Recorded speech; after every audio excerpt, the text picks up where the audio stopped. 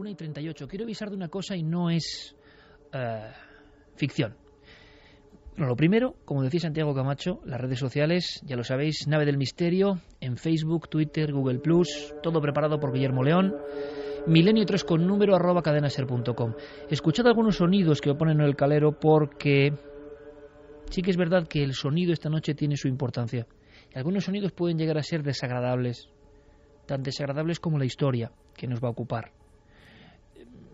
Las sintonías que van a aparecer en cierto momento tienen hasta algún componente chirriante, parecen propias de la locura, pero forman parte, o hemos visto que pueden formar parte del espinazo de este relato. Un relato que comenzaba con una voz, con una crónica.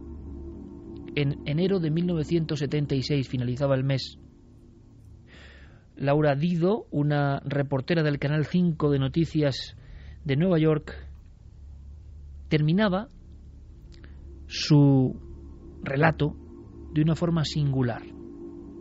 Viajemos en el tiempo, escuchemos. La familia Lutz compró esa casa al reducido precio de $80.000.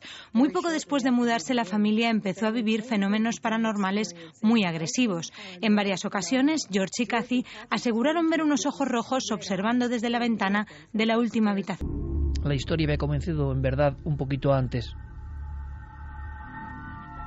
Un 13 de noviembre de 1974, a las 3:15 de la madrugada, Ronald DeFeo, 17 años, acaba con la vida de sus padres, de sus 2 hermanas pequeñas y de sus 2 hermanos.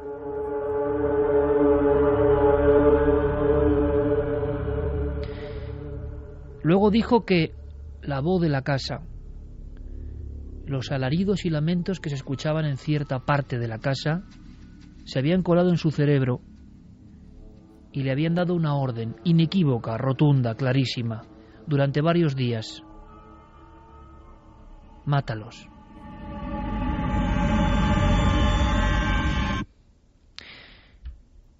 Tenía, como digo, 17 años.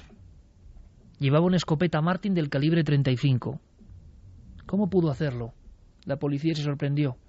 Era una casa hermosa, era una casa casi de veraneantes, 3 plantas, amplia, luminosa, comprada muy barata.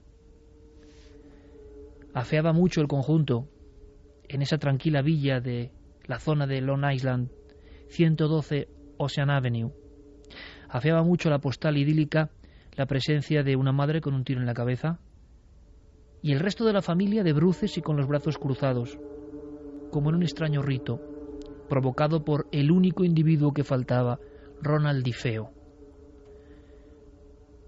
Es curioso porque tuvo que hacer algo. La policía no entendía cómo, con una especie de ritual, con una especie de deambular de sombra, había logrado, sin despertar al resto, aniquilarlos en una noche de odio.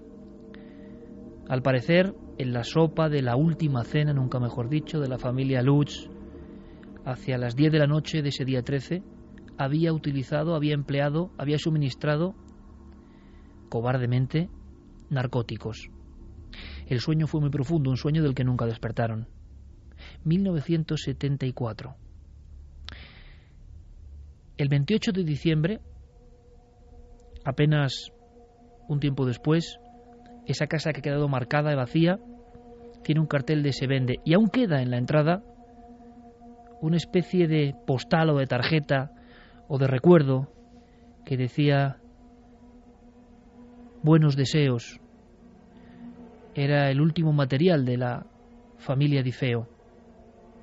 Era como una especie de anhelo que nunca se había llegado a cumplir. No sabían apenas nada de la casa del crimen, ni de su historia, George y Kathy Lutz. Esto nos cuenta por lo menos la crónica oficial de hechos de seguramente el caso de Casa Encantada más célebre de todo Estados Unidos. Pero en cuanto llegaron, comenzaron a ocurrir cosas que terminaron en esa crónica del Canal 5 de Noticias. Habían aguantado 28 días. 28 días en la casa del crimen. ¿Por qué? La única declaración de Kathy Lutz es que en las últimas jornadas, en las últimas noches, soñaba constantemente con los crímenes, de los que ya se había documentado. Evidentemente el vecindario se lo había contado. Veía, visualizaba, eran como diapositivas en su mente. Las niñas boca abajo, los niños también, con un tiro certero, un tiro de gracia, de esa escopeta del calibre 35. Pero ella en su sueño veía a su propia familia. George, un hombre de negocios, y Katy. Y los hijos, Danny, Chris y Misri. ¿Qué les pasó en esos 28 días? Hoy sabemos que Ronald DeFeo sigue cumpliendo condena. Fue acusado por cada uno de los crímenes a 25 años y condenado. En total, cadena perpetua. Dicen, cuentan, aseguran que intentó contar su propia historia, pero las leyes del condado de Nueva York lo impiden. No puede hacerlo. Aunque él ha dejado alguna declaración concreta. Por ejemplo, esta. Creo que el mal de Amityville se apoderó de mí. Por eso estoy condenado por la muerte de mi familia y lo hice poseído por algo. 1:45, seguramente muchos oyentes de Milenio 3 ya nos han escuchado hablar de Amityville. Esa casa, esas ventanas semicirculares, esa casa maldita, ese arquetipo de lugar maligno. Cuentan que en esa casa había una habitación secreta. Cuentan, dicen, aseguran que Ronald DeFeo antes de los crímenes la descubrió, como luego la vio tiempo después Katy Lutz, sola, soñando con esos crímenes, inquieta, mirando a su espalda. Detrás de un tabique había una superficie tapiada, pintada de rojo sangre, de arriba a abajo. Dicen algunos investigadores que allí se recluyó Ronald DeFeo y allí la propia voz de la casa le habló y le ordenó su misión.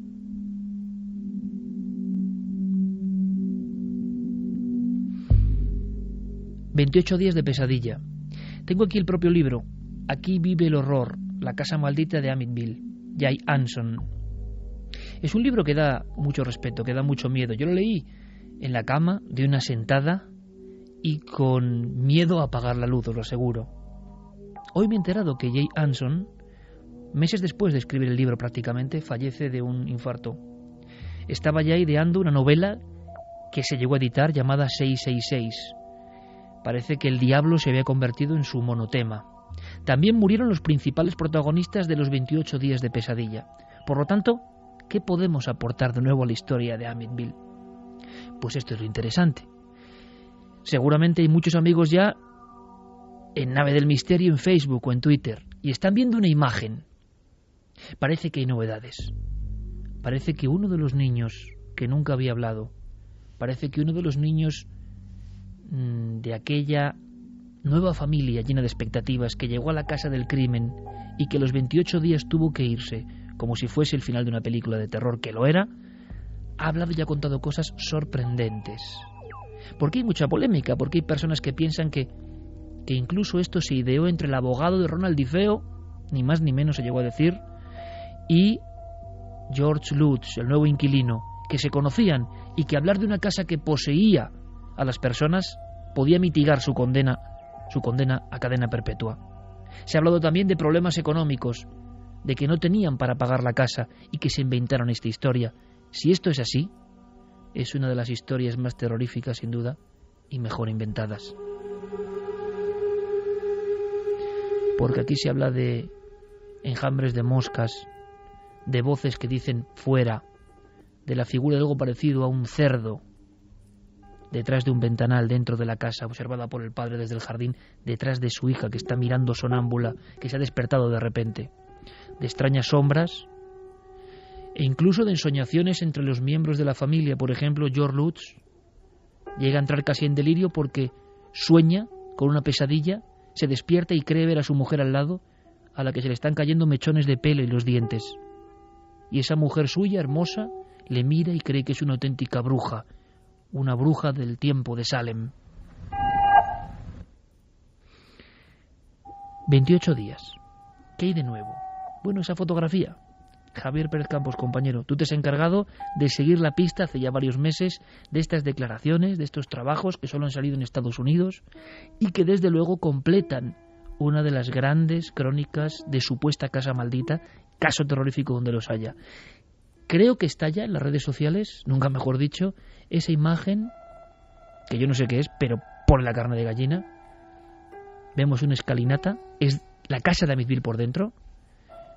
Nos da la impresión por la trama que es una foto que se ha obtenido de forma automática y nocturna, y aparece la cara de un niño, pero un niño muy físico, un niño que se asoma. ¿Qué sabemos de esa fotografía? Incluso hay algún documento, alguna declaración. Pues sí, esta fotografía, Iker, fue tomada durante la madrugada del 6 de marzo de 1976, solo unos meses después de que los Lutz salieran corriendo prácticamente de esa casa, y es tomada por un fotógrafo importante, por Gene Campbell. Es una de las personas, de los miembros que acompañan al grupo de Ed y Lorraine Warren, dos investigadores parapsicólogos muy importantes en Estados Unidos que llevaron este caso principalmente a sus espaldas y que investigaron durante varias noches en la casa. Esa noche fue la última noche que pasaron allí. Lo hicieron en compañía de varios cámaras de televisión, de varios fotógrafos, de periodistas reputados, incluso de informativos, de telediarios de Estados Unidos, que hablaron de haber sentido auténtico pavor en esa casa. Ellos dejan en mitad de la escalinata de la tercera planta esa cámara de fotos haciendo disparos continuos cada medio minuto, prácticamente unos 30 segundos entre toma y toma, y en una de ellas, en una de esas fotografías, aparece efectivamente ese niño, un niño pues pequeño de unos 7-8 años, que sale concretamente de la habitación que ocupaba Daniel Lutz cuando estaban viviendo en el hogar. Al lado aparece la puerta del baño. El niño asesinado. Sí, la habitación de Daniel Lutz. Daniel Lutz es el pequeño que nos cuenta ahora mismo la historia, esa persona mayor, y sale efectivamente de la habitación que antes de él había ocupado el pequeño Joe DiFeo. Joe DiFeo es uno de esos niños que Ronald acabó con su vida en esa noche, ¿no? Pues efectivamente se hicieron incluso posteriormente comparativas con las imágenes, con las fotografías de Joe DiFeo, y las conclusiones a las que llegaron son que este niño no podía ser otro que Joe DiFeo. Esa noche, Iker, decían que en la casa no había niños y no había mascotas.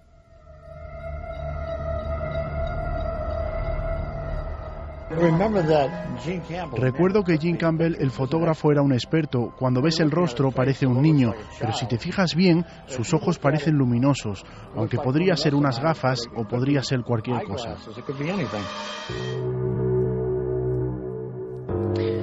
Demasiado clara para ser verdad. Muy impactante, eso es cierto, y en ocasiones eso es marchamo de la verdad. Aquí no lo sabemos, pero están surgiendo nuevos datos porque se cumplen prácticamente 40 años de la llegada de la primera familia. Hay dos familias clave. La primera, que es abruptamente inmolada por la locura, entre comillas, de uno de sus miembros, Ronald DiFeo, dominado por esas voces de la casa. 6 muertos, cada uno en su cama. Nadie sabe exactamente qué pasó a las 3:15, pero se supone que este hombre, como una especie de fantasma de carne y hueso, recorrió habitación por habitación en silencio, apoyado, conocedor de que el narcotizante había hecho su efecto preciso. Una historia que horrorizó a todo Nueva York. Después los Lutz y su huida precipitada. La casa de sus sueños, la casa demasiado barata, se convierte en una casa que parece tener la intención de latir, de estar viva y de apoderarse de cada uno de los miembros. A su forma, con apariciones, con avisos. Cuentan que todo se incrementa cuando en cierto día, hacia el día 14 de enero de 1976, ya muy asustados, tanto George como Kathy Lutz, el matrimonio, llaman al reverendo, al padre Mancuso, que acude a ver esa casa en la que nunca había pasado nada hasta el terrible crimen. Y el padre Mancuso dejó unas declaraciones para la posteridad del mundo del misterio. Escuchó algo, un mensaje muy claro, un mensaje tan rotundo y tan preciso quizá como el que escuchó en su cerebro Ronald DiFeo, y con un contenido directo, con un contenido amenazador. Cuentan que incluso el padre Mancuso sintió en su piel, y esto es literal, la fuerza de aquello que no se quería marchar de la casa del horror. Estaba esparciendo agua bendita cuando escuché una voz profunda que decía: vete de aquí. Parecía que se dirigía a mí y me sobresalté. Entonces sentí una bofetada en la cara. Alguien me había bofeteado, pero allí no había nadie.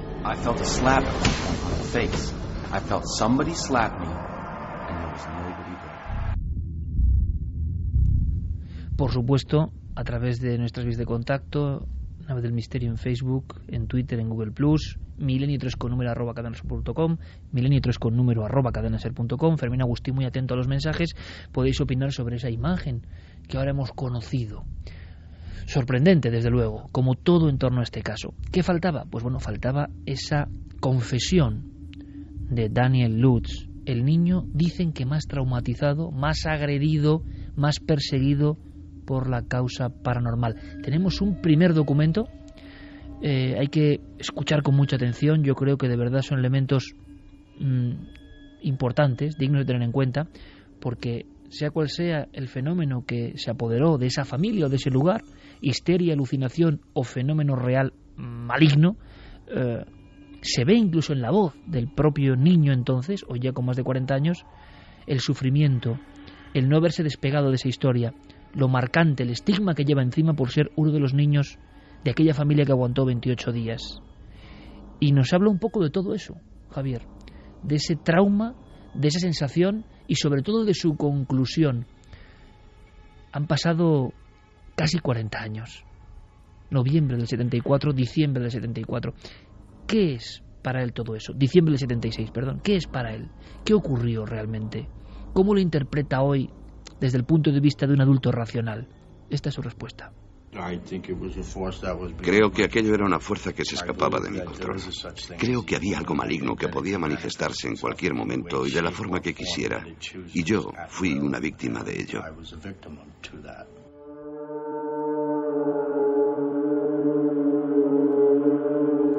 Por lo tanto, vemos a una persona que sigue enganchada de alguna forma con todo lo que se ha dicho en Estados Unidos. Ha habido polémicas, se habló de que se edulcoraron los hechos o se les dio una pátina de mayor terror. Pero claro, él habla, sus padres ya no están, él es el último testigo de esa historia real, vivió los hechos y vemos a un hombre atormentado por lo vivido allí durante un mes. Sí, estamos escuchando a Daniel Lutz, que tiene ahora más de 43 años, que vive en un barrio humilde de Nueva York. Eso de alguna forma demuestra que él ha huido siempre de esta historia y no se ha lucrado para nada con todo esto. De hecho, él asegura que la pesadilla para él empezó también al salir de aquella casa. Sufría persecuciones de los periodistas que llegaban a los colegios a los que él iba a preguntarle constantemente. Él tenía que mudarse una y otra vez. Todo eso fue derivando en una especie de trauma que aún hoy puede verse en sus declaraciones e incluso en su cara, que cambia prácticamente en cuestión de segundos cuando empieza a relatar algunas de las experiencias que vivió en esa casa. Una de las frases que él dice y que a mí pues más me han llamado la atención es que las cosas buenas le pasan a la gente buena y las cosas malas a la gente mala, pero a veces a la gente buena también le pasan cosas malas.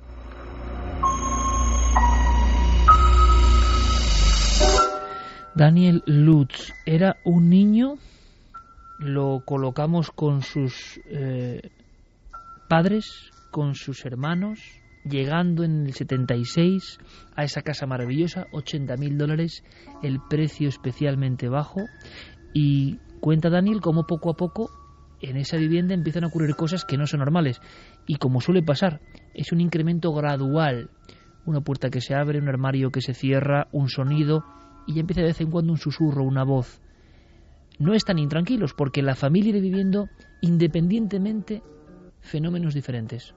Sí, él dice que la primera vez que él llega a la casa le parece un lugar acogedor, una especie de aventura para un niño, una casa enorme. Él llega con las cajas, su trabajo en ese momento es desembalar todo y ayudar a sus padres a ir colocando por todos las habitaciones cada objeto y hacerse también con su propia habitación. Él elige su habitación en la tercera planta y poco a poco, ya es en esa primera noche cuando él empieza a sentir que las cosas no van bien, que el lugar no es tan apacible como él había sentido al principio. Otra cosa interesante, Iker, que se desconocía hasta el momento, es que George Lutz es en realidad el padrastro de los niños. Daniel es, junto a sus otros dos hermanos, hijo de Katy, y esta mujer se había casado con George unos meses después de ser abandonada por su marido. George se casa con ella, es un exmarine que había tenido otra relación, se casan y es entonces cuando, después de vivir unos meses en la casa de George, deciden mudarse a esa casa de Amityville para empezar una vida juntos. Y ya prácticamente al principio, a raíz de la primera noche, las cosas se van truncando. Es a partir del segundo día cuando el misterio empieza a hacerse evidente, y es que, si quieres, vamos a escuchar a Daniel contándonos lo que ocurre en el interior de la habitación de la costura. Cuando entré allí había posiblemente unas 400 o 500 moscas, y estamos hablando del mes de diciembre en Long Island. Empecé a gritar, a llamar a voces a mi madre, que estaba en la planta de abajo, y perdí los nervios. Finalmente supimos que esa era la razón por la que el padre se había marchado de la casa. Estuve allí con un periódico golpeando las paredes y las ventanas. En 5 minutos había matado un centenar de moscas.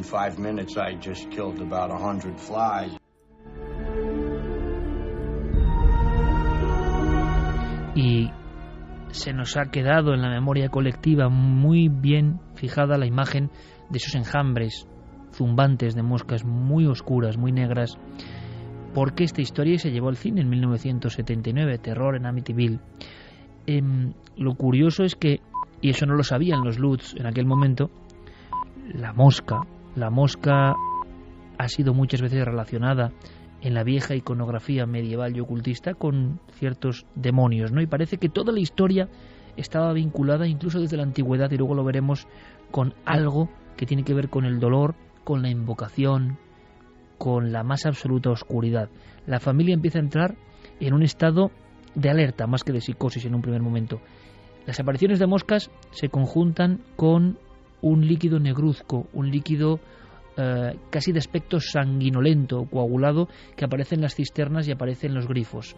Bueno, George Lutz, como buen hombre de familia norteamericano, sabe de bricolaje, sabe de fontanería, intenta revisar todas las cañerías, todas las conducciones, no se lo explica. De vez en cuando, sobre todo hacia las 3:15 de la madrugada, como rememorando la escena del crimen del año 74, surgen esa especie de chorros de un color completamente diferente. Al mismo tiempo, la familia, al menos durante los primeros 4 días, se va despertando. Hay que imaginar a este niño, siendo niño, no solo ha visto las moscas, ha escuchado algunas voces que le llaman. Él asegura en el libro de Jansson que sale al pasillo y ve que la luz de uno de los cuartos de aseo está encendida. Él no la ha encendido y no sabe qué ha pasado. Seguramente alguien de la familia ha subido a esa planta, no es habitual, pero él le sorprende. Y observamos la imagen del largo pasillo, última planta, y esa luz que alguien ha pulsado. Y él asegura que oye su nombre. Alguien le susurra su nombre al final del pasillo, pero es que al final del pasillo no hay nadie. Y al mismo tiempo un hedor, un olor terrible, como de carne en descomposición, se apodera de toda esa planta. Eso irá ocurriendo como una señal constante. Son como los primeros datos que nos hacen pensar que en esa casa ocurre algo. Sí, y no solo eso, sino que esa serie de fenómenos van generando una tensión cada vez mayor entre los propios miembros de la familia. Entre ellos, que siempre había habido un ambiente absolutamente sano, empiezan a haber peleas constantes en las que incluso los propios padres, tanto Kathy como George, tiran cucharas, lanzan cucharas a los niños, les regañan constantemente, llegan incluso a azotarlos con fuerza en varias ocasiones, hasta el punto de que en algún momento Daniel llega a asegurar que tuvo que abandonar la casa porque estaba atemorizado por la propia reacción de los padres. Esa familia, que era una familia ideal, es verdad que venían de un fracaso amoroso, pero se llevaban perfectamente. Y lo que cuentan, lo que aseguran es que a los 7 días en la casa, esa convivencia, esa armonía, se había convertido en un desastre absoluto. Que incluso el padre, y esto es muy curioso porque vamos a fijarnos mucho en él como si fuésemos detectives, está desaliñado. Era un hombre apuesto, era un hombre siempre atildado, se está dejando la barba, se pasa el día cortando leña, grita a sus hijos, la madre también está irascible. De pronto ese niño observa que toda su familia está desestructurada, y yo creo que él mira con recelo a esa casa de ventanas semicirculares con embarcadero y junto al canal, que es una maravilla, pero que le empieza a parecer ya una gran sonrisa siniestra, lo que significa, ¿no? Y no solo eso, Iker, sino que esto empieza a convertirse en una especie de bucle infinito, porque cuanto mayores son los fenómenos, más tensión hay en esa casa. Pero Daniel asegura que cuanta más tensión hay en la casa, mayores son los fenómenos y mucho más agresivos. Y de hecho, él dice que él es la auténtica víctima de Amityville. De hecho, en varias ocasiones muchos titulares se refieren a él como el niño de Amityville, precisamente porque la casa parecía mostrar una especie de obsesión por ese niño. Parecía que actuaba con mayor agresividad hacia él, y eso se muestra en algunas de las experiencias que él cuenta y que también habían permanecido ocultas hasta la fecha. Hay una escena, y muchas, realmente no solo una, surgen o tienen que ver con las ventanas, con esos ventanales que se han convertido en clásicos de la historia del terror. Esa zona casi de buhardilla que tiene un diseño muy peculiar y que se ha convertido también en icono del misterio. Lo ha contado el cine y lo contó Jay Anson en ese libro que da escalofríos. Y es que una de las noches, a mediados de mes, llevan prácticamente 12 días en la casa, escuchan unos ruidos en el embarcadero. Por supuesto, lo primero que piensa el padre es que alguien ha entrado, alguien físico, un ladrón. Y lo que hace es, sabiendo que la familia duerme, bajar, y se da cuenta que son las 3:15 de la mañana.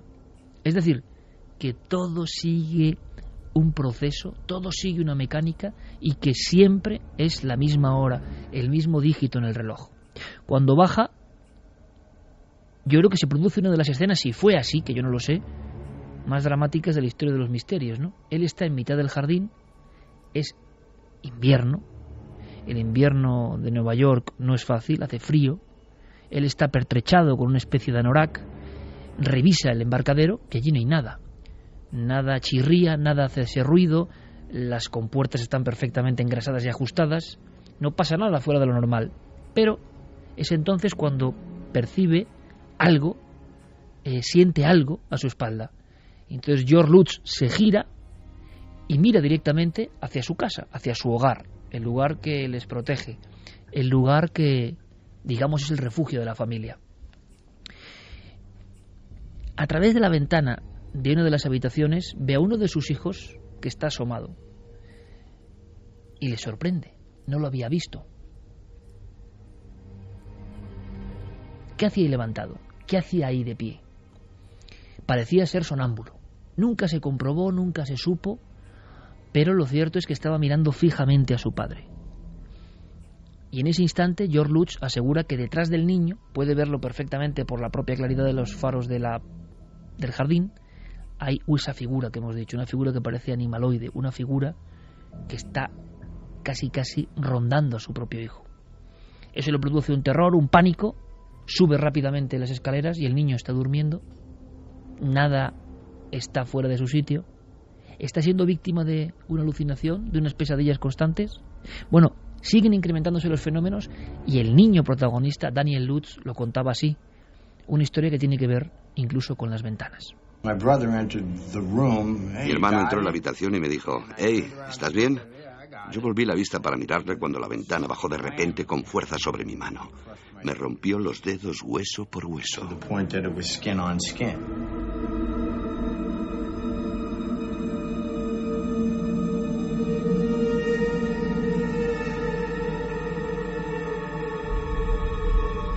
Son las 2:07. Estamos repasando la historia no conocida o que ahora se desvela sobre el gran caso de Casa Encantada en la historia del folclore estadounidense, folclore bien moderno. Continúan los sucesos, pero aquí hay algo que sí que me parece fundamental, algo que nadie sabía, que no conocíamos, los que hemos leído libros sobre esta historia y los que hemos incluso visualizado las películas que se hicieron. Sobre el papel, Javier, esa familia que acude 28 días y que no puede aguantar más en esa casa, que ya son conscientes del sextuple crimen que se ha cometido en el año 74, no tenían nada que ver con los fenómenos extraños, con el misterio, no había un aparente interés, son una familia normal y corriente que se ve asolada por una serie de fenómenos y acaban huyendo. Pero ahora el hijo de esa familia, el atormentado Daniel Lutz, cuenta algo que si se visualiza también impacta, ¿no? Es como la historia secreta de esa familia en ese mes, en esa casa. Pues sí, porque precisamente George Lutz y Kathy Lutz, cuando ofrecieron esta historia a algunos periodistas, lo hicieron bajo dos condiciones. Una de ellas, que les ayudaran y que les pusieran en contacto con algunos expertos que pudieran decirles qué estaba ocurriendo en el interior de su propio domicilio. Ellos los pusieron en contacto con Ed y Lorraine Warren. Y la segunda condición era que había ciertos aspectos que debían mantenerse en el ámbito privado de la familia, y precisamente por eso, Iker, salen a la luz ahora algunas de estas historias absolutamente desconocidas, y que lo hacen de la voz de uno de los hijos de Daniel Lutz. Al parecer, George Lutz, que en el libro de Jay Anson se nos presenta como un hombre racionalista, un hombre absolutamente escéptico y que no se toma en serio todos estos fenómenos, parece ser que era en realidad todo lo contrario. Era un hombre que tenía una fascinación casi obsesiva por el lado más oscuro, ¿no?, de la parapsicología, por el ocultismo, por sesiones de Ouija que él practicaba en el interior de su domicilio, meditación trascendental, intentaba incluso hacer ejercicios de lectura de la mente, movimiento de objetos, y precisamente por eso él tenía en el interior de su domicilio toda una biblioteca de fenómenos extraños que posteriormente trasladó a esa casa de Amityville y que Daniel descubrió siendo muy joven. Si hojeaba su biblioteca, había tratados de meditación, de enterramientos, historia satánica, control mental. Ese tipo de libros, libros de hipnosis, trataban sobre cosas muy oscuras. Un día empecé a coger esos libros de vírgenes sacrificadas y pactos con el diablo. Fui a enseñárselo a mi madre y ella me lo quitó y me dijo: pon esto en su sitio y no toques sus cosas.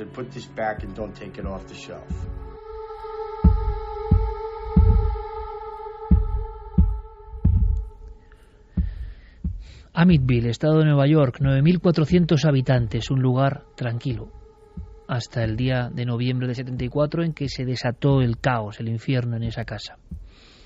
Esto sí que es nuevo y es desconocido.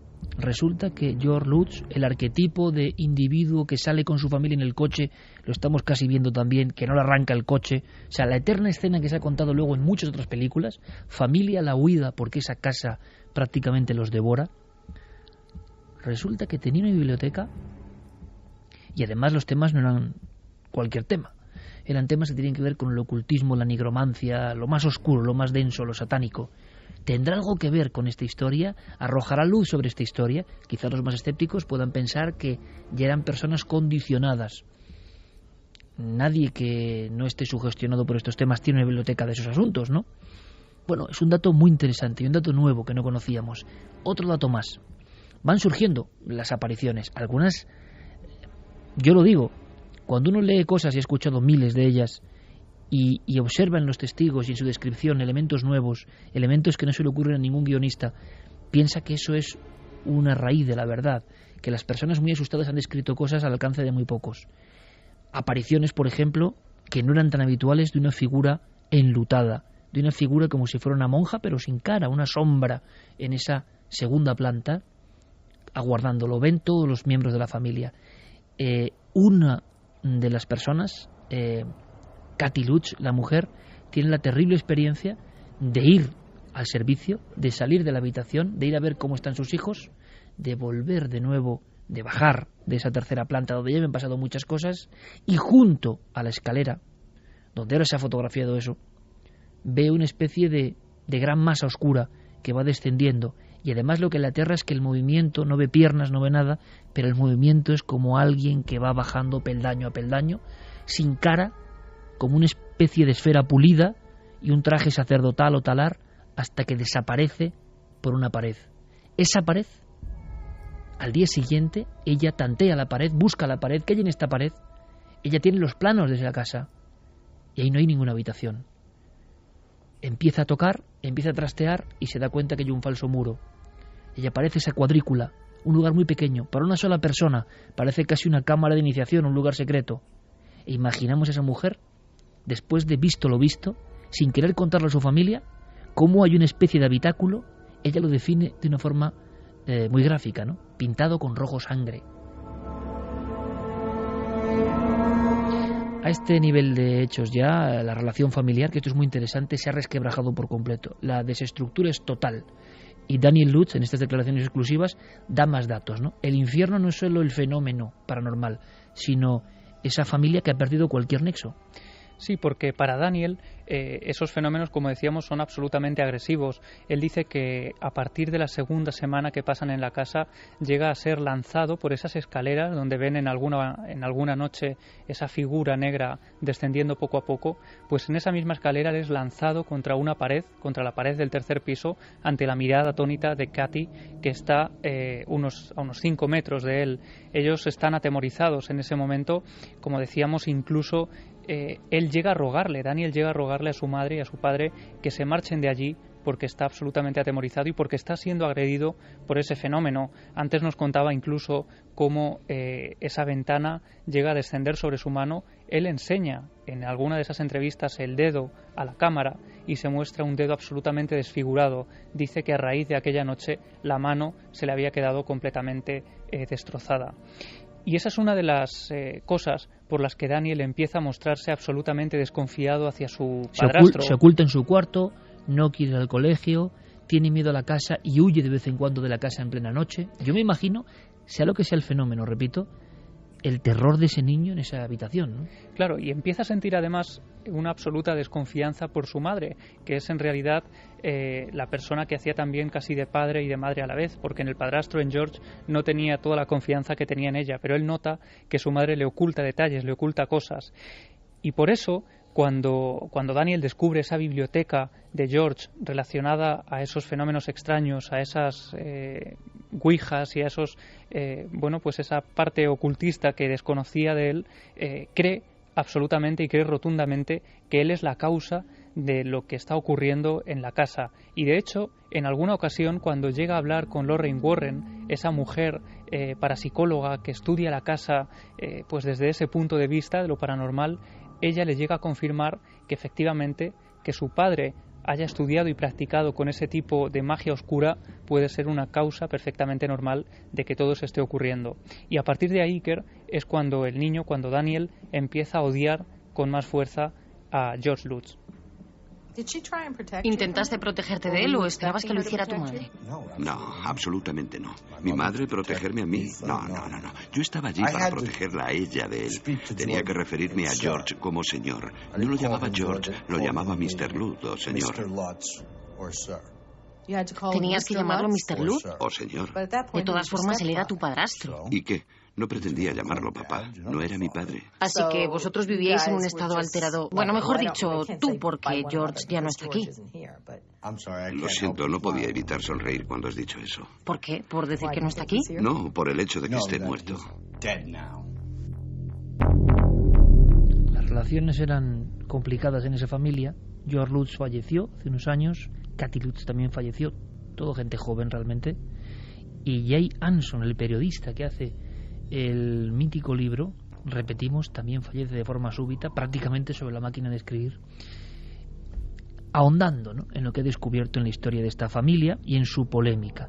Pero hay más cosas. Una de las noches, ya 20 días en esa casa, todos son despertados repentinamente por, descripción tremenda, unas pisadas que parecen propias de un animal, los cascos de un animal, no los pies de una persona, el típico sonido de la pezuña de una cabra sobre una superficie dura, y que van viendo, y hay que imaginarlos cada uno en su habitación, cómo van recorriendo escaleras y piso, perfectamente audible, ese clac, clac, clac de un animal, ¿no? Yo imagino que ya en ese momento el terror de la familia es total. El sacerdote lo llaman, al padre Mancuso, el que hemos escuchado, y no quiere volver. Y ya que el sacerdote de tu parroquia no quiere ir a la casa donde estás viviendo, imagino que produce una auténtica bomba psicológica, una bomba de relojería. La familia acabará huyendo. Los fenómenos son de todo tipo, inimaginables. Las visiones de ellos mismos, esto es muy raro y no se había escuchado antes, decrépitos o muertos. Sueñan, o se ven, o se despiertan de forma sonámbula, o tienen episodios de insomnio extraños, y entonces en esa especie de dormevela ven a su padre, o a su padrastro, a su madre, a su pequeño hermano, y los ven como un cadáver. Las moscas continúan entrando en diferentes lugares de la casa, sobre todo en esa espantosa habitación rojo sangre que nadie sabe qué hace ahí. Se ha convertido todo en un infierno. Continúan chorreando los grifos, las cañerías, esa sustancia negruzca que les preocupa y que nadie les da solución. Bueno, y empieza el trauma de este niño, que es un poco la historia que nos ha contado, porque ellos llegan a huir. Les da igual que sea la casa ganga, que hayan pagado un precio ridículo. Empiezan a preguntarse si en el precio estaba la trampa y se marchan de ahí. El impacto no se sabe cuándo es cuando acuden a la inmobiliaria y les cuentan que un muchacho perturbado que oía voces de esa casa había cogido la pistola, la escopeta del calibre 35, había deambulado por todo el hogar y había matado a sus 6 familiares. Claro, hay que imaginar también en ese momento cómo reciben la noticia estos familiares, estos Lutz. La carcasa de emociones ya no puede ser mayor, es una bomba de relojería. Y entonces se marchan de allí. Ahí acaba la historia, a todos los niveles, se sabe poco más. Pero Daniel Lutz da más detalles ahora, casi 40 años después, o 35 años después. Y él habla del inicio de una tragedia personal para él, que la historia de Amityville no se le apartó ni después de huir de la casa. Cuando después de vivir aquellas experiencias fui a visitar al cura de aquella iglesia, él me miraba como diciendo: chico, ¿qué va mal contigo? Fue cuando supe que mi vida se había convertido en algo que no podía controlar y me volví fuera de control. No es fácil contarle a alguien que has sido lanzado por las escaleras. No es fácil contarle a alguien que tu cama daba saltos del suelo. Teníamos váteres con agua negra, teníamos cientos de moscas. Era como una pesadilla. ¿Qué sabemos, Javier, de la vida de este hombre, que ha sido una persona de alguna forma perdida? No se lo había localizado, no quería hablar, no quería contar nada. Era el testigo que faltaba para saber un poco la verdad de aquellos hechos. ¿Qué le pasó? De hecho, Daniel siempre huyó de los medios de comunicación, hasta tal punto que en ocasiones, y según contaba Kathy antes de su muerte, en una entrevista en la que aparece ya muy desmejorada, muy demacrada, enchufada a algunas máquinas que son las que le permiten vivir y hablando muy precariamente, dice que algunos periodistas de Estados Unidos llegaron a decirle que si ella no les concedía entrevistas, irían a los colegios donde estaban sus niños repartidos para sacarles a ellos la información que estaban buscando. Y de hecho, a este episodio se refiere Daniel como uno de los más traumáticos de su vida, porque al salir de la escuela, cuando los niños normales se iban con sus padres, él tenía casi decenas de periodistas, de reporteros, esperándolos a las puertas de los colegios. Este es el hecho por el que se van mudando casi de ciudad en ciudad. Eso les impide tener amigos con los que poder relacionarse normalmente y hacer una vida normal. Y de hecho, hasta tal punto este trauma es importante que tienen que llegar a hacer una terapia familiar, tienen que acudir a una terapia familiar. Esto tampoco se sabía. No se sabía nada de todo esto, es decir, la historia oficial terminaba en ese momento en que los Lutz cogían el coche y se marchaban de allí. Y ahora aparece esta información de las terapias, de esos psicólogos entrevistando uno a uno a los miembros de esta familia. De hecho, hay incluso algunas imágenes de cómo los psicólogos han intentado entrevistar a Daniel Lutz y él se muestra cerrado por completo, no quiere hablar para nada, muestra una actitud incluso agresiva hacia estas personas, y la única forma de hacerle hablar en profundidad ha sido mientras era entrevistado por Laura Dido, esa periodista que durante los 28 días de horror y posteriormente fue el apoyo fundamental de la familia. Es muy curioso porque esto recuerda la historia, y es significativo, ¿no?, que tantas veces ha contado Carmen aquí en este programa. Robbie Mannheim, el niño protagonista real de la historia del exorcista, no la niña, el niño que aparece en un breve fragmento de periódico en Mount Rainier y que ni más ni menos llama la atención de William Peter Blatty, autor de una de las novelas más terroríficas del siglo XX, ¿no?, El exorcista, que luego se llevará al cine por parte de William Friedkin. Este niño desaparece de la vida pública y reaparecerá muy ligado a la religión. Primero consciente de que estuvo cerca de algo maligno, y después como recuperado, es una visión, imagino, muy personal, porque el aspecto más fundamentalista propio de algunas zonas de Estados Unidos lo somete a exorcismos, lo somete a todo tipo de rituales de purificación, pero ellos creen, y esto es muy curioso, hay que decirlo también, que eso les salva, y se quedan muy vinculados al mundo de la religión. Vamos a escuchar a Daniel Lutz hablando de esa vida después, de ese largo peregrinar de psicólogo en exorcista. Sí, porque a raíz de la experiencia son sus padres los que creen que el mal que habitaba en la casa de Amityville había quedado dentro de Daniel Lutz, precisamente. Los padres acaban culpando no a la casa, sino que la última residencia de lo maligno era el niño. Sí, para que te hagas una idea, algunos de los parapsicólogos que pasaron por el lugar les dijeron que lo que había allí podría irse con ellos y perseguirlos allá donde fuera. Vaya ánimos que daban. Claro, también. Esa idea quedó muy dentro, dejó marcados a los padres, y precisamente por eso creían que Daniel tenía el demonio prácticamente. Decían que él blasfemaba continuamente, caía enfermo cada 2 por 3, decían que ante las imágenes religiosas mostraba reacciones agresivas y una serie de hechos que ni siquiera los médicos supieron explicar, y precisamente por eso creyeron que su hijo Daniel estaba poseído por algo maligno. Esa es la razón, Iker, por la que solo unos meses después de salir de esa casa de Amityville, y esto tampoco se ha contado nunca, ingresan al niño en un internado religioso donde durante un año le realizan un exorcismo casi semanalmente.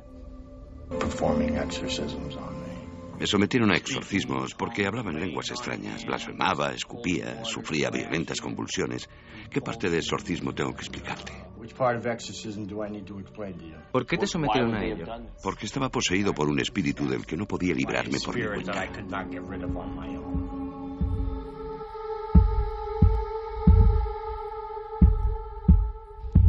La historia se truncaba en ese momento concreto, pero hemos sabido del sufrimiento, lo que no se suele contar, ¿no?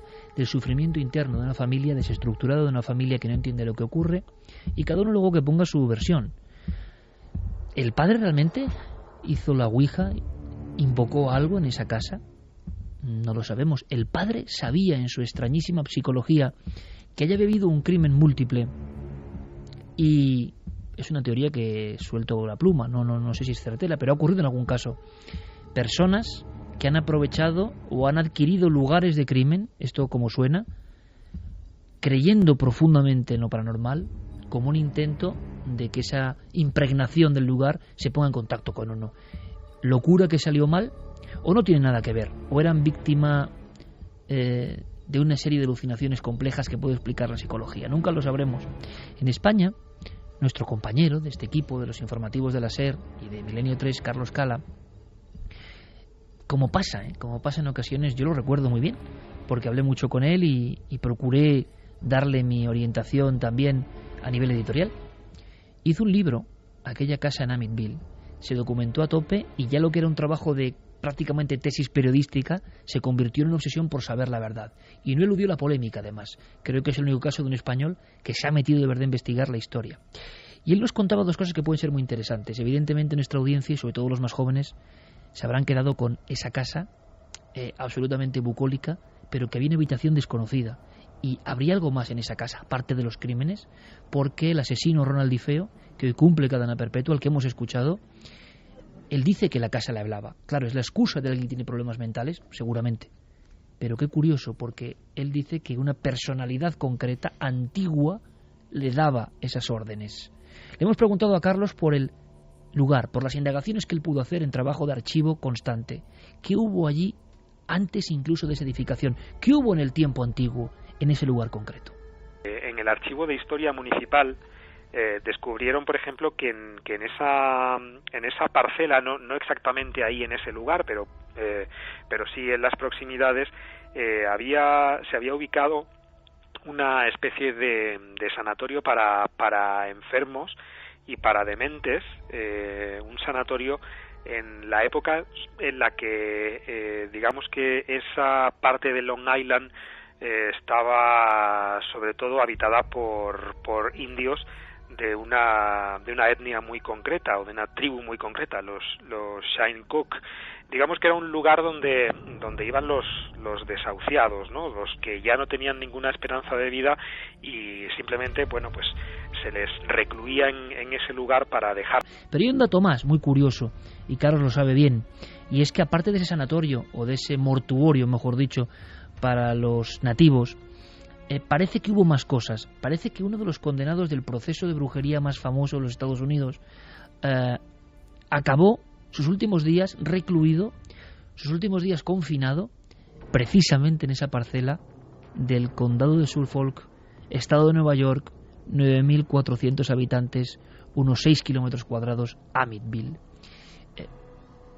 Es curioso porque Santiago Camacho, compañero, estás escuchando muy atentamente, tú conoces bien el tema de Salem, has estado allí y has visto lo que es eso, y quizá aunque sea en un fragmento podamos hilar la historia, ¿no? Porque si hablamos del gran caso de Casa Encantada, moderno en el sentido del siglo XX, de repente conectamos con Salem, que es otro de los grandes clásicos de la historia de la brujería, del ocultismo y de la nigromancia.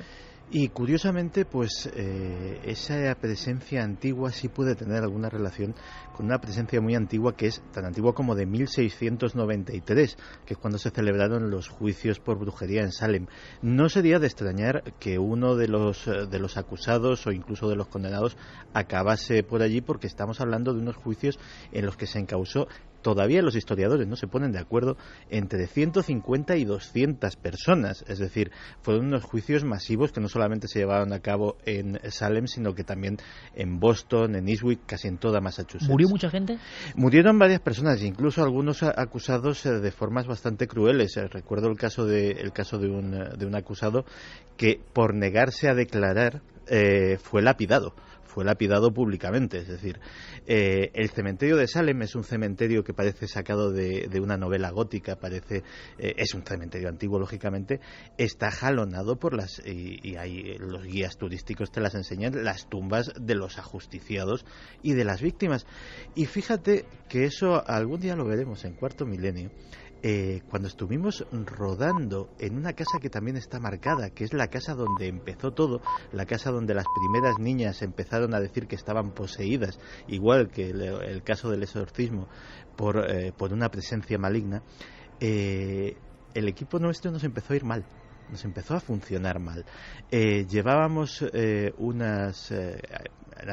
aquel viaje casi las estrenábamos, unas luces LED que eran una nueva adquisición en el equipo y que básicamente eran muy ligeras, tenían una gran autonomía, etcétera, etcétera. Marcos Macarro, pues cuidadoso como siempre, se ocupaba de cargar las baterías con periodicidad, y justo cuando llegamos allí, de repente nos encontramos que una de ellas no tiene batería. Este año no pasa nada, coloca el otro foco. Estamos haciendo la entrevista y a los 2 minutos aquel foco LED, que no es un foco que emita calor, empieza a echar humo, empieza a oler a quemado. Tenemos que rápidamente desconectar todo aquello. Yo le digo, Marcos, tío, esto... Dice, no, esto técnicamente es imposible. En Madrid, cuando ya fuimos a devolverlo, porque evidentemente era material nuevo y estaba en garantía, directamente no se lo explicaban. Es decir, hay sitios que están marcados por historias muy, muy, muy antiguas.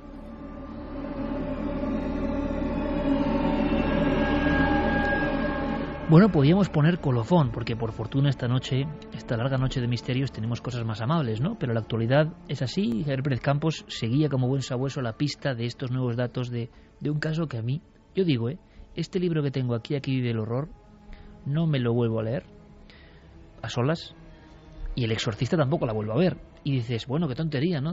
Bueno, pues son cosas que se quedan en el inconsciente personal, ¿no? Pulsantes, ¿no? Y que están unidas por el mismo tema de la malignidad. Como diría Jung, ¿no? La alargada sombra.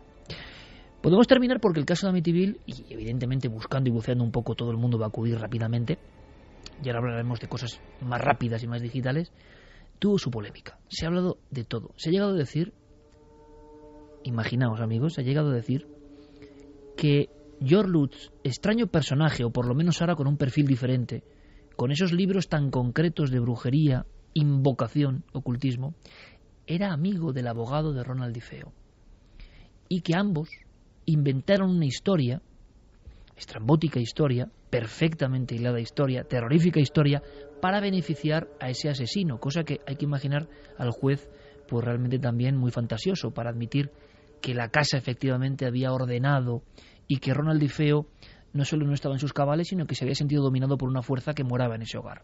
Ha habido muchas polémicas, se ha hablado de dinero, se ha hablado de que cobraron como en Estados Unidos, y es cierto, y nunca lo han admitido, en una entrevista en televisión, esta gente cobró. ¿Pero eso le quita validez al caso realmente? Bueno, Carlos Cala indagó al máximo, como buen periodista que es, en los asuntos de la polémica hasta el día de hoy. ¿Cuál es su conclusión? Se ha acusado a la familia Lutz de haber comprado una casa que estaba muy por encima de sus posibilidades, de haber encontrado luego problemas para poder pagar la hipoteca, y bueno, pues se les acusó de haberse inventado toda esta historia, primero para deshacerse de la casa y segundo para sacar dinero. Lo cierto es que la empresa de George siempre funcionó muy bien. O sea, el asunto de los problemas económicos no ha tenido una fácil justificación, porque luego se ha comprobado que en realidad los Lutz nunca tuvieron problemas de dinero. También es verdad que ellos, bueno, es cierto que nunca lo negaron, porque ni George ni Cathy lo negaron.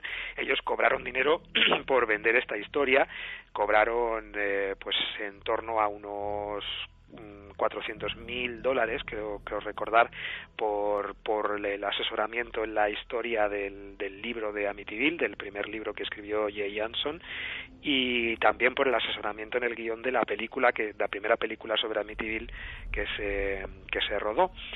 De hecho, los niños sí que han seguido reconociendo pues que todo lo que allí vivieron y sufrieron fue cierto. Bueno, hubo alguno de los hijos que en un momento determinado dijo que él no recordaba nada, pero bueno, casi eso era se comentaba o se decía que era porque en realidad no quería tener más vinculación con la historia de la casa de Amityville, que realmente ha sido una historia que les ha perseguido siempre. 2:35, frase final prácticamente, Javier. Esa casa es abandonada, pero luego, cierto, aunque escucharéis y leeréis sobre todo en la red, ¿no?, donde ya todo es una enorme confusión, que nunca vuelve a ser habitada, no es cierto. Ha habido varias familias, sinceramente hay que tener cuajo, que han ido a ese lugar y han alquilado la casa de Amityville. El último dueño, atemorizado por ese icono de las ventanas de la parte superior, así como semicirculares, las cambió, las puso cuadradas. Pero es cierto que ha habido familias y que aseguraron que allí no pasaba nada. A lo mejor porque nunca pasó nada, o a lo mejor porque la historia tenía que ver con esa familia y se marchó con ella, no lo sabemos. Bueno, y de hecho algunos de los inquilinos de esa casa llegaron también a cambiarle el número a la puerta para evitar que los curiosos se pusieran al lado de esa puerta para fotografiarse con la casa. Desde que se fueron los Lutz, por allí han pasado 5 familias. Algunas sí que han hecho declaraciones públicas y han dicho que allí no ha ocurrido absolutamente nada desde que ellos vivían allí, pero lo cierto es que desde hace 3 años la casa vuelve a estar vacía, vuelve a estar en venta, como lo estuvo durante meses tras la marcha de los Lutz. No sabemos muy bien la causa por la que se marcharon esas personas, pero lo cierto es que nadie ha vuelto a comprarla a día de hoy. Yo te puedo decir, Iker, que releyendo el libro esta semana encontraba paralelismos, y tengo aquí marcadas algunas de esas páginas con el caso Vallecas. Si recuerdas, en el caso Vallecas, ese inspector de policía que pasa una noche en el interior haciendo una inspección ocular necesita casi ampararse en la religión después de la experiencia que vive allí. Lo mismo ocurre con Daniel Lutz, que se ampara en la religión tras esos episodios de pesadilla en el 112 de Ocean Avenue. Y hay otros episodios, como por ejemplo el de un crucifijo que se da la vuelta y se queda boca abajo en ese salón de la casa de Amityville, o el de una foto de familia que de pronto sale ardiendo sin motivo aparente. Esa experiencia se repetiría también en el caso Vallecas. Por no hablar de la visión de una sombra, parada, opaca, una sombra casi sin formas, sin definición, pero que uno cuando la ve, cuando la percibe, cuando está delante de ella, espero que no ocurra, ¿no?, para todos los oyentes ni para nosotros, parece que tiene la sensación objetiva de que está frente a algo maligno, algo que rebota en su eco desde lo más ancestral y desde lo más oculto. Bueno, pues esta es la historia de Amityville. Seguro, Fermín, compañero, buenas noches. Buenas noches, Iker. Por cierto, Fermín, enhorabuena por el EGM. Enhorabuena a todos, yo creo. Vamos rápidamente, porque yo creo que después de una hora de dossier, enseguida vamos a ir con otros rumbos, nos queda mucho programa, pero sí que sería interesante que has detectado, porque había una fotografía también muy impactante por ahí y había un caso lleno de historias y matices. Pues mira, la fotografía ha causado bastante miedo entre todos nuestros oyentes. Ha habido muchísimos mensajes, como por ejemplo el de Dave Constantin, que dice: la foto que acaban de colgar de la niña con los ojos en blanco es de auténtica pesadilla. Trevis Muñiz, por ejemplo, también decía: qué casualidad, llevo 3 días leyendo el libro y hoy habláis de él. He visto la imagen y me da escalofríos. Genial el programa como cada sábado de madrugada. Un abrazo a Iker. Raúl, Iker y a todos, ¿no? Iker, digo yo, ¿no? Raúl decía: una tragedia horripilante, pero me pregunto cómo puede tener un niño de 17 años acceso a una escopeta. Padres, tener cuidado. Jorge Berrocal decía: lo que está claro es que las casas poseídas por una energía oscura siempre tienen fijación con los niños. ¿Por qué? ¿Jorge Berrocal será el Jorge Berrocal que yo imagino? Sí, es él, es un auténtico fan del programa y que comenta cada domingo Cuarto Milenio y los sábados Milenio 3, un auténtico milenario. Un gran abrazo, Jorge. Paco García nos recordaba que entre las 3 y 4 de la mañana se dice que es la hora del mal. Por eso la Iglesia a las 3 de la mañana reza la hora del laudes, que es una de las oraciones más potentes. Oye, eso es muy bueno, yo no lo conocía, pero hay una gran cantidad, una enorme cantidad. Es más, hay mucho mito, ¿verdad?, la hora del diablo, de las 3 de la madrugada, ¿no? Bueno, mira, estamos a 20 minutos. De hecho, uno de los twitters también decía que no nos habíamos atrevido a poner justo este tema entre las 3 y las 4. Bueno, porque, hombre, es que si ya lo ponemos a las 3 y las 4, yo creo que vamos a tener cosas más amables, apasionantes y de las que vamos a aprender, que en Milenio 3 tiene que haber un poco de todo, ¿no? Pepe Gallego decía: no me creo que dejaran la casa de Amityville por falta de dinero para pagarla, solo llevaban allí 28 días, no tiene sentido. Aaron Rodríguez: Iker, ¿es verdad que las 2 niñas que vivieron allí sin conocerse de nada dibujaron lo mismo? Sí, es verdad, e incluso en alguna de las ediciones, no en la que tengo yo aquí, hay algunos dibujos y nos encontramos de nuevo pues con la sensación eterna, ¿no?, de algo que para mí es el gran enigma del misterio y del arte, de verdad. Yo creo que el arte y la música, y en la radio se entiende muy bien esto, son los últimos reductos del auténtico misterio, ¿no?, lo que nos hace conectar con otras cosas. Las niñas habían dibujado ese animal que se había aparecido en varias ocasiones. Y como siempre raudo, mi amigo Javi Pérez Campos, ¿no?, el dibujo de Missy. Bueno, hay varios dibujos de unas criaturas, como solo pueden dibujar las niñas de 4 años. Y de verdad que es impresionante, es impresionante. Y tienen esa fuerza que no sabe de las fantasías. Nosotros creemos que sí, pero que a veces tienen que ver con lo profundo, con lo auténtico, ¿no? Y los niños dibujaban croquis de cosas muy parecidas que luego además los propios adultos vieron, ¿no? Holden Caulfield decía: ¿y la sangre que salía de las paredes en la película de Amityville se dice también que sucedió? Hay una doble versión, ¿verdad? El cine exagera algunos pasajes de la historia, porque la realidad, lo que sabemos a nivel periodístico, es que era una especie de engrudo que salía del interior de los grifos y filtrándose por las cañerías. En la mítica película del 79, Terror en Amityville, había imágenes como muy perturbadoras, ¿no?, de las paredes. Ahora parecen tontería, pero en el 79 se iban manchando de sangre y ese crucifijo se giraba. Me has puesto los pelos de punta, Javi, porque es verdad, en Vallecas es otro de los casos donde un inspector de policía lo cuenta, ¿no? Sí, es otra de esas imágenes. Y otra de las que se repiten también, estaba ahora mismo recordando, es esa familia durmiendo en el salón porque no quieren ir a sus dormitorios a pasar la noche por lo que ocurre allí cuando entra de lleno la madrugada. Bueno, lo dejamos ahí, Fermín, porque yo creo que es mucho. Tenemos la visita de un gran amigo, y enseguida cambiamos el tercio. Y nos vamos a cosas de las que él sabe mucho también, por cierto, aunque su entrevista está programada para después del informativo. Hablaremos mucho. Tienes talento, es su libro. Descubre cómo sacar lo mejor de ti mismo de la mano de Leonardo da Vinci. ¿A que esto es muy raro? ¿Cómo sacar lo mejor de ti mismo? Leonardo da Vinci. ¿Qué conjunción es esta? Si han pasado tantos siglos. ¿Un genio remoto nos puede seguir dando lecciones positivas? Cristian Gálvez, querido amigo, buenas noches. Hola, buenas noches.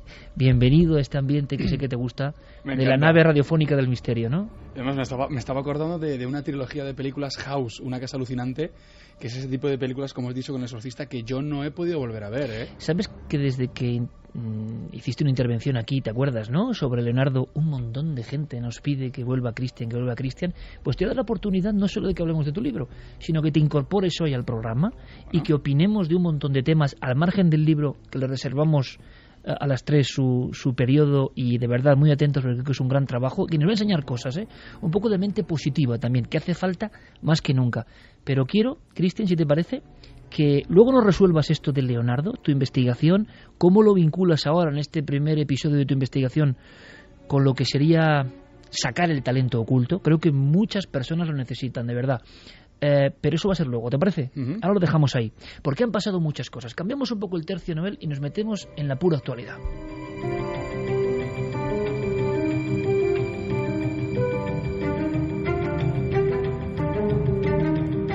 Suele ser Trending Topic Milenio 3. ¿Hoy ha pasado algo sorprendente, Fermín? Pues Milenio 3 todavía no es Trending Topic, pero sí Amityville, nos lo decía Guillermo León ahora mismo. Pues es como si lo fuera, ¿no? Amityville, volvemos a poner, me hizo mucha ilusión el domingo, el barco perdido con 17 pasajeros cuyas familias quizá nos escuchan, el Montrove, no se hablaba desde el año 84, lo convertimos en Trending Topic, lo pusimos de alguna forma en el inconsciente colectivo. Mucha gente se acordó del Montrove, pues gracias. De ese inconsciente colectivo vamos a hablar ahora. Porque las redes sociales son pura actualidad, lo hablábamos con el asunto de Boston la semana pasada y ahora ya, bueno, estamos dándonos cuenta de su influencia para bien y para mal. Te digo que te unas, Cristian, precisamente porque tú haces un constante uso de las redes sociales, tienes un montón de seguidores, cientos de miles de seguidores, y creo que este tema, como nada humano, pues no te es ajeno ni mucho menos, ¿no? Y tú, en conversaciones que hemos tenido, nos has animado siempre, ¿no?, a hacer cosas, pero también conoces, imagino, el otro lado, ¿no? Ese lado de la confusión, de la oscuridad que a veces ocurre, de noticias que no son reales y que se difunden. Todo eso existe en las redes sociales y en la red en general. Y te voy a poner un ejemplo que me ha ocurrido en mis propias carnes. A mí me han matado la red. Y no soy el único, digamos, la única celebrity que muere en la red a través de Twitter, ¿no? Lanzan una falsa alerta, un falso tweet, una falsa noticia en 140 caracteres. No sé si es por llamar la atención, por conseguir más followers, por conseguir una mayor difusión, pero sí, he estado a nada, hace un par de meses. Sí. ¿Y acabaste descubriendo por qué y quién? No, al final te pones a indagar un poco lo que es el timeline y el historial de los tweets, y sí que es verdad que en una periodicidad que se repite cada varias semanas, terminan dando una falsa noticia de que alguien ha muerto. Además ponía, joven actor y presentador. Bueno, el actor se lo han inventado, pero bueno, al final en el epitafio, mira, por lo menos un amplio currículum, ¿no? Pues fijaos qué curioso, porque esto está pasando ahora mismo y por eso te pido que intervengas en cualquier instante, pero creo que esto es muy interesante y que Santi, como siempre, tiene hoja maestra. Podríamos hilar, Santi, con lo que ha pasado esta misma semana, no hablando de muertes, sino hablando de profecías de catástrofes que están por venir. Porque sabéis que en lo de Boston se habló de que en las redes ya estaba anunciado. Claro, eso ya es... O sea, a todo lo pasado, se puede decir cualquier cosa, que alguien lo adivine, yo no me lo puedo creer, pero resulta que ahora se está anunciando para mañana otra gran profecía y mucha gente lo está creyendo a través de las redes sociales. Pues sí, cuando fue el atentado de Boston, no se sabe si leyenda urbana o justificada en algo, decía que había un grupo de amigos en Facebook, un grupo de Facebook, que era en memoria de las víctimas del atentado de Boston, pero que llevaba puesto allí varios días antes de que fuera el atentado. Pues bien, aquí ahora mismo lo tengo delante en Facebook, una página memorial para las víctimas del evento nuclear de Los Ángeles del 28 de abril, es decir, hoy mismo, dentro de unas horas. Ya estamos en la madrugada del 28 de abril. No sabemos si es una broma de mal gusto. Lo cierto es que tiene más de 1.000 seguidores, tiene 1.124 seguidores ahora mismo.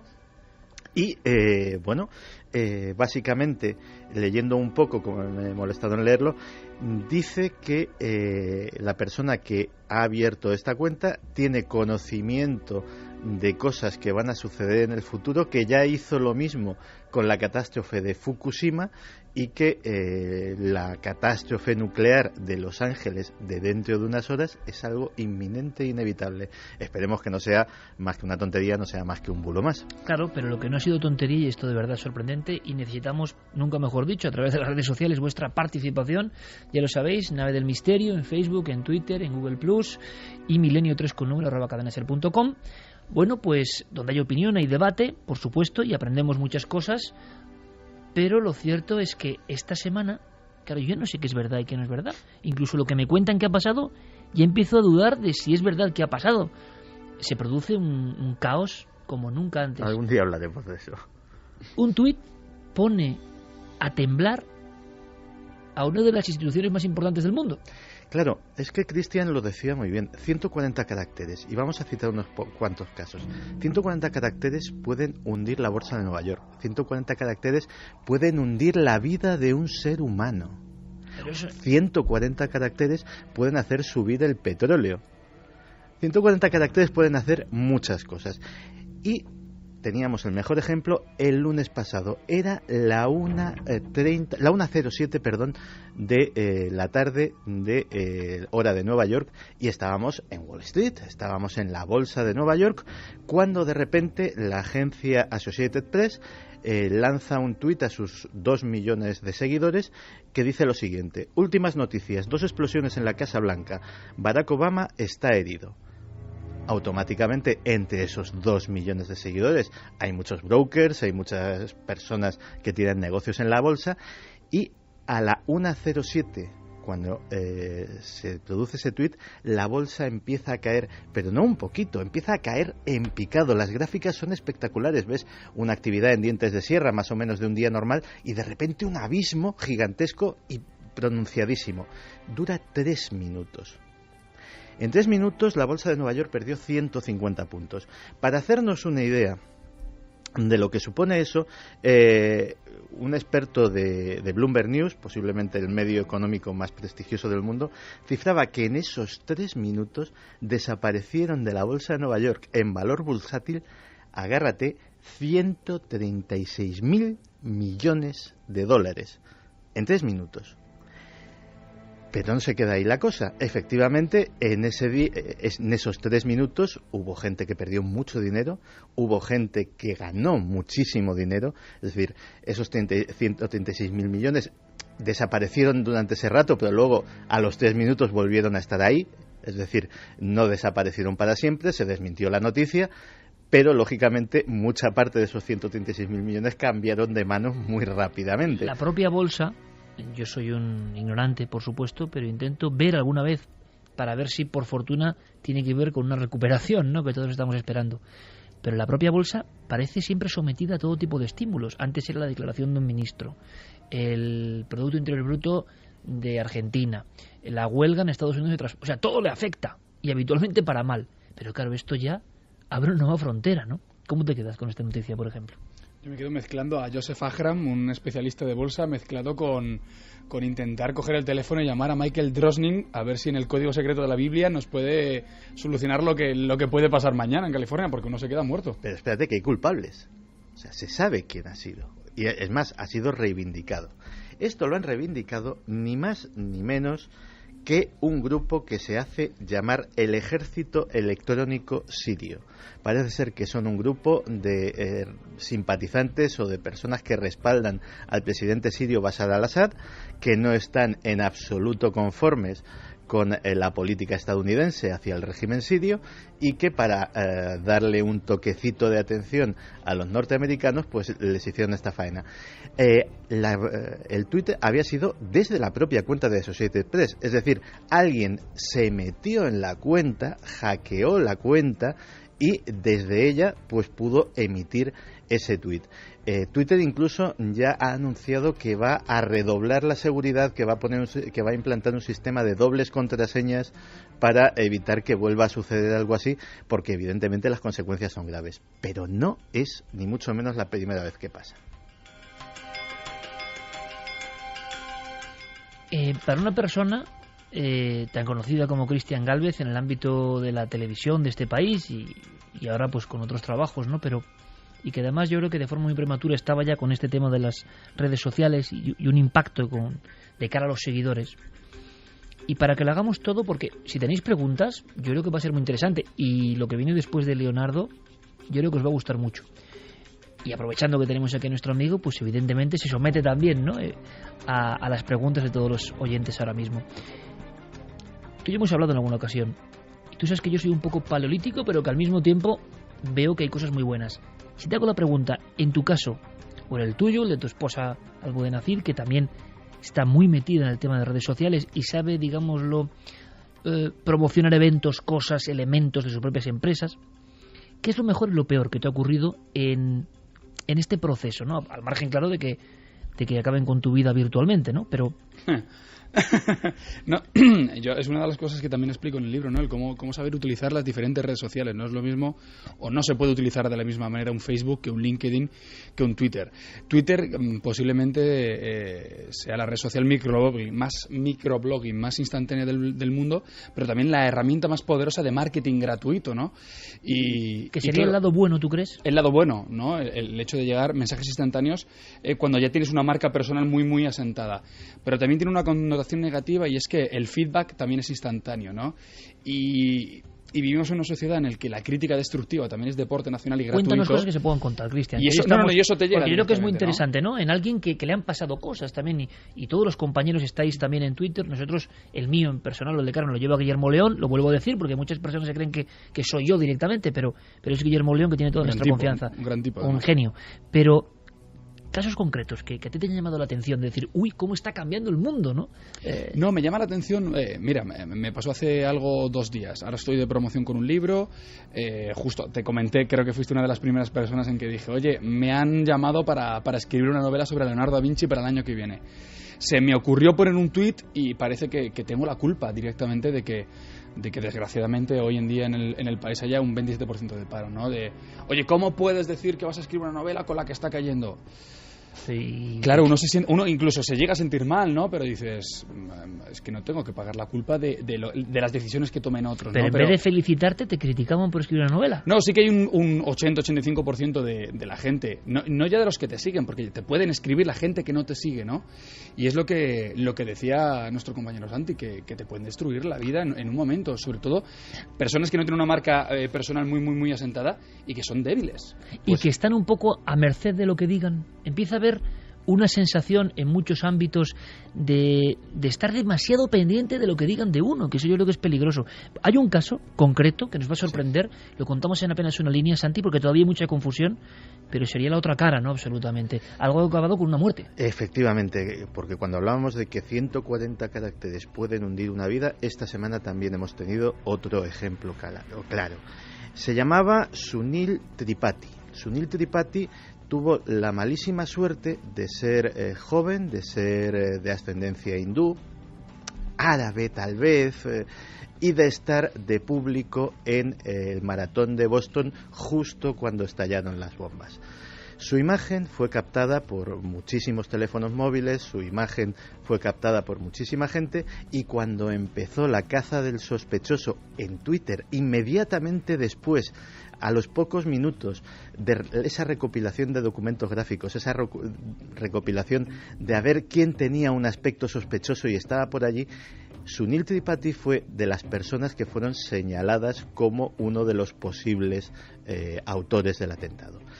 El problema era que el pobre Sunil no era una persona feliz, era una persona que estaba sufriendo una tremenda depresión, que no acababa de encajar con sus compañeros de estudios, que siempre acababa siendo pues el raro del grupo, que siempre acababa un poco apartado de los demás. Y parece ser que el ser señalado públicamente como el enemigo público número 1 fue la gota que colmó el vaso, y posiblemente se arrojó desde un puente al río, donde fue encontrado varios días después. De hecho, el FBI estaba buscándole. Primero le buscaba para interrogarle, y luego ya, cuando fueron detenidos los autores, le buscaba simplemente porque había desaparecido. Pues bien, su cadáver fue encontrado hace apenas un par de días. Nosotros intentamos seguir, lanzar un clip hacia las historias, no dejarlas ahí en el limbo, ¿no? Y Santi ha continuado con sus deberes, y sobre el asunto de Boston, que hablábamos hace 7 días, que demostraba cómo gráficamente, de forma palmaria, el mundo había cambiado, y hay de quien no se adapte, sinceramente, a lo bueno y a lo malo, pero el mundo había cambiado. Es como toda la cobertura, toda la investigación, todas las confusiones también vienen ya por redes sociales y no por medios convencionales, que evidentemente tienen una desventaja enorme. Bien, pues sobre Boston, En otro minuto, Santi, sigue habiendo enigmas pendientes hoy. Sí, sigue habiendo enigmas pendientes sobre la historia de Boston, y la verdad es que, queda por explicar, por ejemplo, la presencia ya confirmada, ya perfectamente documentada, de esas personas, de esos uniformados, y también, lógicamente, cada vez están surgiendo más y más dudas sobre los dos sospechosos oficiales. Curiosamente, una cosa que está sucediendo mucho en las redes sociales es que incluso cosas que están oficialmente desmentidas o hasta desmentidas que pudimos desmentir nosotros aquí como leyendas urbanas, véase por ejemplo el caso de la muerta 2 veces, véase el caso de los presuntos actores amputados, toda esa serie de cosas que ya denunciamos y se denuncian en páginas que recopilan este tipo de leyendas urbanas. Hay gente que incluso a pesar de verlo y de decir, bueno, sí, si esto es leyenda urbana, dice, no, pero yo no me lo creo. Hemos llegado a una especie de cultura extraña del yo no me lo creo, que la suspicacia, yo he sido siempre el primero en defenderla, pero que nos llama la atención sobre una cosa que te apuntaba antes del programa. Hasta la llegada de las redes sociales, incluso lo llegué a poner en el prólogo de uno de mis libros, la realidad era algo consensuado socialmente. Es decir, había una serie de cosas que todos nos habíamos puesto de acuerdo en que eras, y otras que no eran. Tú, yo y muchos nos habíamos colocado voluntariamente en el lado de las cosas que no eran, incluso de una forma provocadora. Intentábamos, digámoslo así, pues darle alfiletazos al gran elefante de la realidad a ver si se encabritaba. Pero es que ya ese consenso de la realidad ha desaparecido. Ya cada uno se empieza a crear su propia realidad. Ya no hay una realidad social consensuada. Y eso yo no digo ni que sea bueno ni que sea malo. Quiero decir que tampoco sabemos... Es como poco interesante. Y vamos a ver a dónde nos lleva en el futuro. Lo que vamos a hacer es dar paso a nuestros compañeros de los servicios informativos con todas las noticias reales, si se puede decir eso ya. Y luego volvemos también con nuestro amigo Cristian Gálvez, que nos va a hablar de su libro Tienes talento, lo edita Alienta. Descubre cómo sacar lo mejor de ti mismo de la mano de Leonardo. Pero es que Yo soy Cristian nos va a contar cosas que no va a contar en ningún otro sitio, que es su investigación también personal, su sana obsesión, su embrujo con el genio y sus misterios. Volvemos enseguida en Milenio 3.